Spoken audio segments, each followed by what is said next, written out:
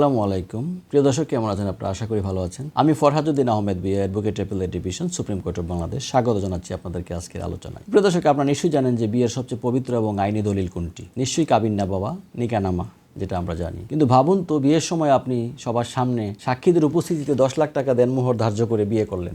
অথচ কয়েকদিন পর যখন কাবিননামা হাতে পেলেন, দেখলেন সেখানে 10 লাখের জায়গায় লেখা মাত্র 1,10,000 টাকা। অর্থাৎ চোখের পলকে আপনার দেনমোহরের প্রায় 9 লাখ টাকায় গায়েব করে দেওয়া হলো। ঠিক এরকমই এক চাঞ্চল্যকর এবং ভয়ানক জালিয়াতির ঘটনা ঘটেছে কিন্তু গাইবান্ধায়, যেখানে মোটা অঙ্কের ঘুষ খেয়ে 10 লাখ টাকার দেনমোহর পরিবর্তন করে মাত্র 1,10,000 টাকা করার অভিযোগে একজন নিকা রেজিস্ট্রারকে পুলিশ গ্রেফতার করেছে এবং বিজ্ঞ আদালত তাকে জামিন না দিয়ে সরাসরি কারাগারে পাঠানোর নির্দেশ দিয়েছেন। তো এই কাবিননামাতে বিশেষ করে দেনমোহরের যেই অংশটা, সেখানে কোনো রকম টেম্পারিং, ঘষা মাজা এগুলা কিন্তু করা যায় না, কোনোভাবেই না। ভুক্তভোগী যেই নারী রিক্তা আক্তার শিখা, তার স্বামী শরীফ আল কামাল এবং এই প্রতারক কাজীর বিরুদ্ধে মামলা দায়ের করেছেন। আজকের এই আলোচনাতে আমরা কোনো সাধারণ গল্পই আসলে বলবো না। আজ আমরা একজন আইনজীবীর চোখ দিয়ে এই মামলার গভীরে প্রবেশ করব। আসলে আমরা জানবো এই জালিয়াতির বিরুদ্ধে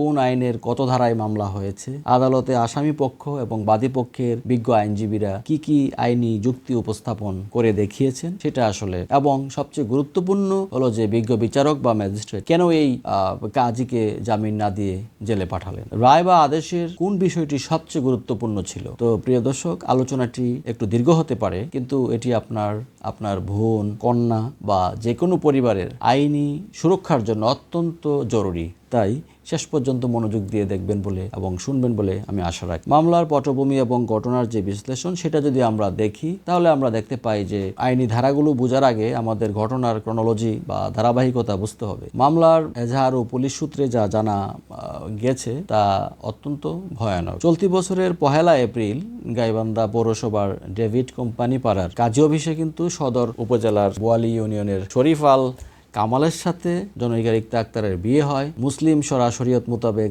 সবার উপস্থিতিতে দেনমোহর ধার্য করা হয় 10 লাখ টাকা। আর ওখানে যে নিকা রেজিস্ট্রার ছিলেন কাজী আব্দুল গফফার, এই বিয়ে রেজিস্ট্রি করেন। ডিজিটাল বা সনাতন যে কোনো পদ্ধতিতেই হোক, বিয়ের সময় কিন্তু মূল বালাম বই বা রেজিস্টারে সই নেওয়া হয়। কিন্তু বিয়ের পর যখন দেখলেন যে তার কাবিননামায় সার্টিফাইড কপি তুলতে যান, তখন কাজী সাহেব নানান রকম তালবাহানা শুরু করেন। আজ আসুন, কাল আসুন বলে সময় ক্ষেপণ করতে থাকেন। কেন এই তালবাহানা? প্রশ্ন আসতে পারে।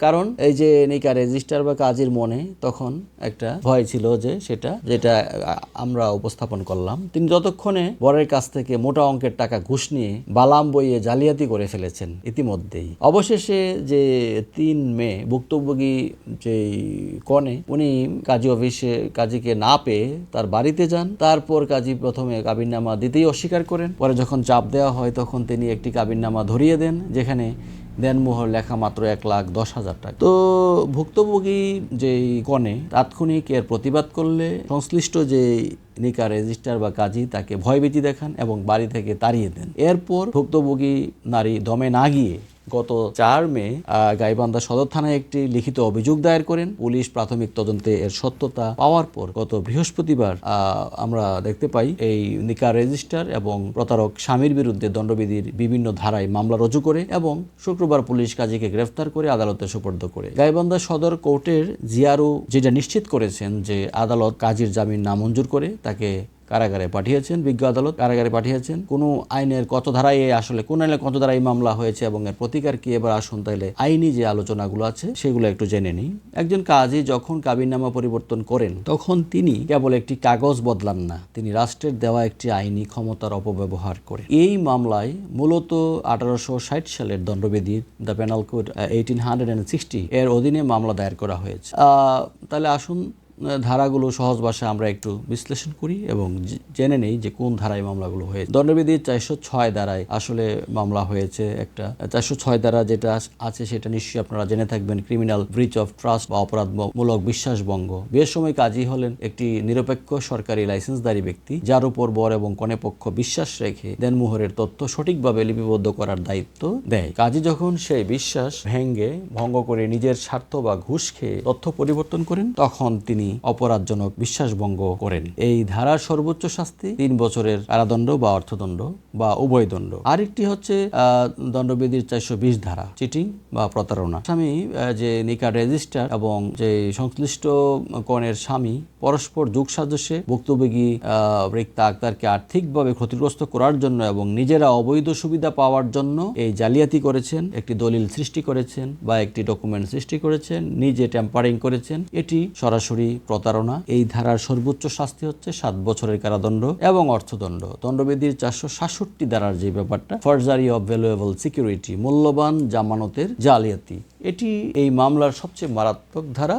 এই আইনের দৃষ্টিতে এই কাবিননামা বা নিকাহনামা হলো একটি ভ্যালুয়েবল সিকিউরিটি বা মূল্যবান জামানত বা দলিল, আমরা জানি প্রিয় দর্শক। কারণ এই দলিলের উপর ভিত্তি করে একজন নারী তার দেনমোহরের টাকা দাবি করার আইনি অধিকার পান। এই মূল্যবান সরকারি বা আইনি দলিল যদি কেউ জালিয়াতি বা পরিবর্তন করে, তবে দণ্ডবিধির 467 ধারা অনুযায়ী তার শাস্তি যাবজ্জীবন কারাদণ্ড বা 10 বছর পর্যন্ত কারাদণ্ড এবং অর্থদণ্ড। এটি একটি অজামিনযোগ্য ধারা, অর্থাৎ নন ভেইলেবল অফেন্স। দণ্ডবিধির 468 ধারা যে forgery for the purpose of cheating, প্রতারণার উদ্দেশ্যে যদি কোনো কিছু জালিয়াতি করা হয় তাহলে হচ্ছে এই সেকশনটি প্রযোজ্য হবে।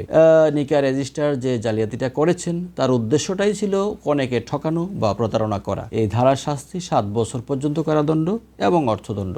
আর দণ্ডবিধির 471 যে সেকশনটা আছে, using as genuine false document, অর্থাৎ জাল দলিলকে খাঁটি দলিল হিসাবে ব্যবহার করা।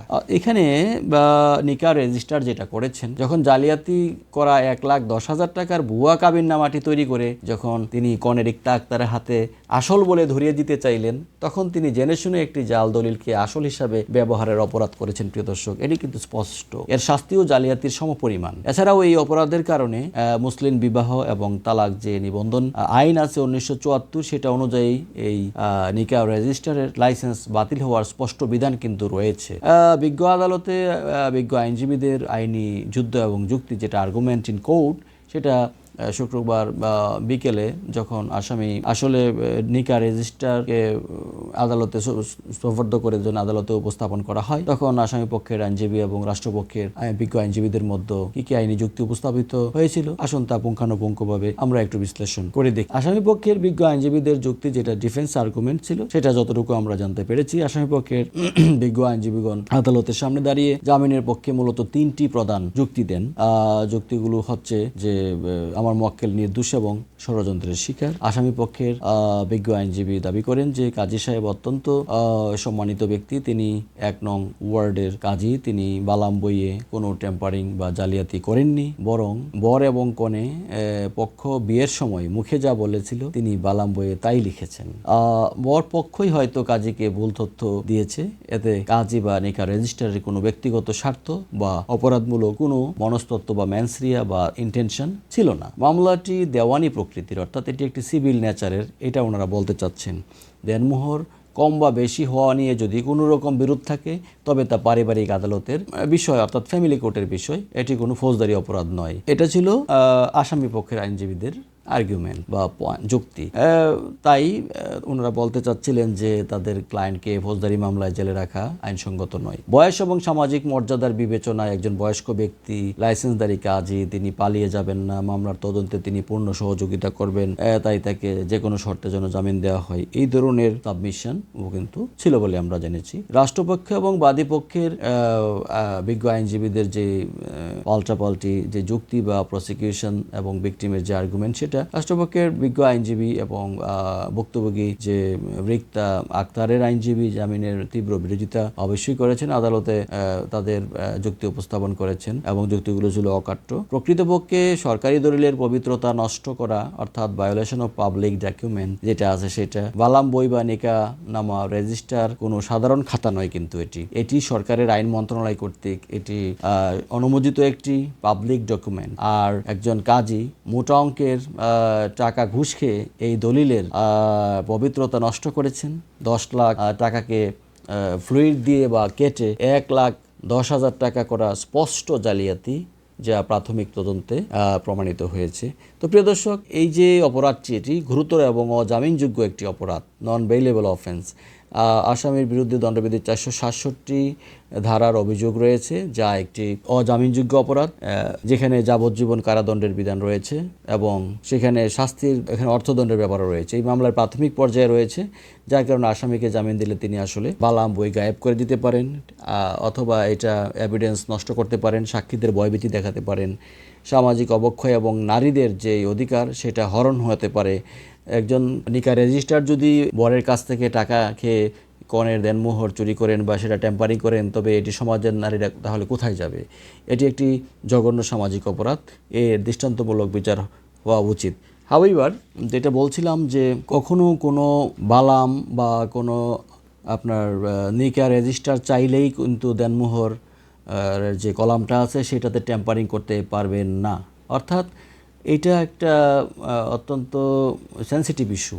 এখানে নিকা রেজিস্টার কোনো রকম টেম্পারিং বা কাটাকাটি ঘষা মাজা এগুলো করতে পারবেন না। কমানো বাড়ানো এটা একেবারেই ফৌজদারি অপরাধ, আপনারা নিশ্চয়ই জেনে গেছেন। এবং শুধু তাই নয়, যদি কোনো পক্ষ নিকা রেজিস্টার নয়, যে কেউ এটা করবে, এর জন্য যারা রেসপন্সিবল হবে তাদের বিরুদ্ধে কিন্তু প্রসিডিং ড্র হবে ফৌজদারি। আর এটি মানুষের আমানত নষ্ট হয়, অধিকার হরণ হয়। এটি একটি অত্যন্ত গর্হিত কাজ। এটি যারা দেখছেন এবং শুনছেন, যারা নিকা রেজিস্টার আছেন, আশা করি অল্প তাৎক্ষণিকভাবে কিছু লাভবান হওয়ার জন্য কোনো পক্ষের কাছ থেকে কোনো টাকা পয়সা বা উৎকোচ বা প্রভাবিত না হয়ে এই ধরনের কাজ না করাই বুদ্ধিমানের কাজ হবে। যেহেতু এটি অত্যন্ত পবিত্র দায়িত্ব, যার যার পেশাগত দায়িত্ব যথাযথভাবে পালন করা উচিত। আর যারা বর কনে আছেন বা তাদের পক্ষের লোকজন আছেন, তাদেরকে অবশ্যই বলবো যে যখন কোনো বিবাহ অনুষ্ঠিত হবে তখন অবশ্যই যে বালামের যে কাবিনের যে দেনমোহরের যেই আপনার কলামটা আছে, সেই কলামটা যথাযথভাবে পূরণ করা হয়েছে কিনা বিবাহ অনুষ্ঠান স্থলে, সেটা আপনারা একটু নিজ চোখে দেখে নেবেন। অনেকে আবেগের বসে শুধুমাত্র স্বাক্ষরটা দিয়ে, টিপসইটা দিয়েই কিন্তু আপনারা মনে করেন যে সব হয়ে গেছে। না, একেবারে শুরু থেকে শেষ পর্যন্ত নাম থেকে আরম্ভ করে কারা সাক্ষী আছে, বিয়েতে আপনার দেখা গেল যে কোনো কন্ডিশন আছে কিনা, কোনো রকম তালাক দেওয়ার ক্ষমতা স্ত্রীকে দেওয়া আছে কিনা বা নাই, কী কারণে দিতে পারবে তালাক, সেই বিষয়গুলো কিন্তু সুস্পষ্টভাবে লেখা হয়েছে কিনা, মোহরানার টাকার কথা কত লেখা হয়েছে সেটাও ভালোভাবে কিন্তু দেখতে হবে। অঙ্কে এবং কথায় দুইভাবে লিখতে হবে, কোনো রকম ঘষা মাজা এবং কাটাচেরা ছাড়া। এবং সম্ভব হলে বালামের যেই লেখাটা হবে, বিয়ের সময়ই প্রয়োজনে বালামের যে ওইটা আপনারা একটা মোবাইলে একটা ছবি তুলে নেবেন। কারণ হচ্ছে এখন তো প্রযুক্তির যুগ, এখন এটা আপনারা তাৎক্ষণিকভাবে একটা ছবি তুলে নিলে পরবর্তীতে কোনো টেম্পারিং বা কোনো কিছু করলেও কিন্তু সেটা কাজী সাহেব ধরা খেয়ে যাবে। সুতরাং এটা আপনারা করে নেবেন। সৌজন্যতার খাতিরে অনেক সময় এটা করেন না। আবার অনেক বর আছেন বা কনে পক্ষের লোকজন আছেন যে না, এটা করলে মানুষ কি মনে করবে আমাকে, মানুষ আমাকে ছোট লোক মনে করবে, মানুষ আমাকে ব্যক্তিত্বহীন মনে করবে, যে আমি খুব বেশি সিরিয়াস এইসব বিষয়ে। বিষয়টা এরকম না। আপনার অধিকার হরণ করে কিনা কেউ বা এখানে জালিয়াতি করে কিনা, বরং আপনি একজন সচেতন মানুষ হিসেবে, সচেতন নাগরিক হিসেবে আপনি সেটা দেখলেন, সেটা দোষের কিছু না।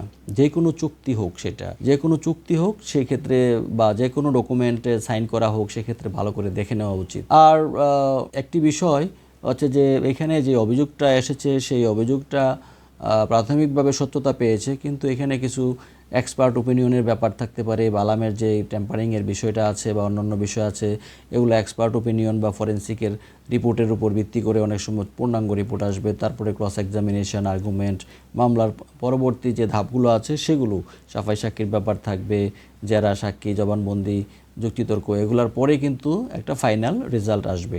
তবে এই জিনিসগুলো থেকে আমরা যেটা জানতে পারলাম আজকের এই ঘটনা থেকে, ভবিষ্যতে আপনার বা আপনার কোনো আত্মীয়ের বিয়ের সময় এই ধরনের জালিয়াতি এড়াতে 3টি বিষয় অবশ্যই মনে রাখবেন, যেটা আমি একটু আগেও বলেছি, যে স্বাক্ষর করার আগে বালাম বই নিজে পড়ুন। বিয়ের আসরে কাজী সাহেব যখন বালাম বই বা রেজিস্টার খাতায় কনে বা বরের সই নেন, তখন তাড়াহুড়া না করে কনে নিজে এবং কনের অভিভাবক অবশ্যই দেখে নেবেন যে দেনমোহরের ঘরে সংখ্যায় এবং কথায় কত টাকা লেখা আছে, যেটা আপনাদের সাথে কথা হয়েছে বা আলোচনা হয়েছে সেটা আছে কিনা। ফাঁকা কাগজে বা বালামে বইয়ের নিচে কখনোই সই করবেন না। অনেকে আবেগবশত এটা করে দেন, পরবর্তীতে কিন্তু দেখা যাচ্ছে যে 50 লাখ, 1 কোটি এরকমও বসিয়ে দেয় কেউ কেউ চালাকি করে। তাহলে কিন্তু বরপক্ষের জন্য খুবই ক্ষতিকর হয়ে যায় অনেক সময়। আবার বরপক্ষ আবার কম টাকাও বসিয়ে দেয়, সেইগুলো ডিজিটাল বালাম বা দ্রুত কপি সংগ্রহ।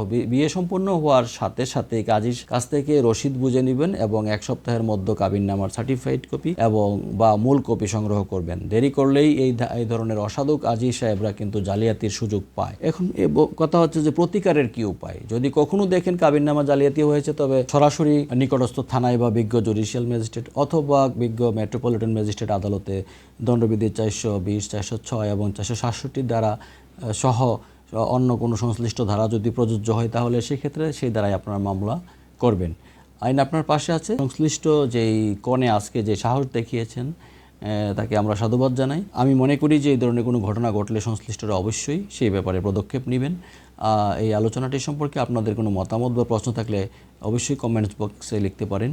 সচেতন থাকুন, সচেতন থাকি, সুরক্ষিত থাকি। চলুন, ধন্যবাদ সবাইকে। পরবর্তী যে কোনো আলোচনা আপনাদের সাথে থাকবো। ধন্যবাদ সবাইকে।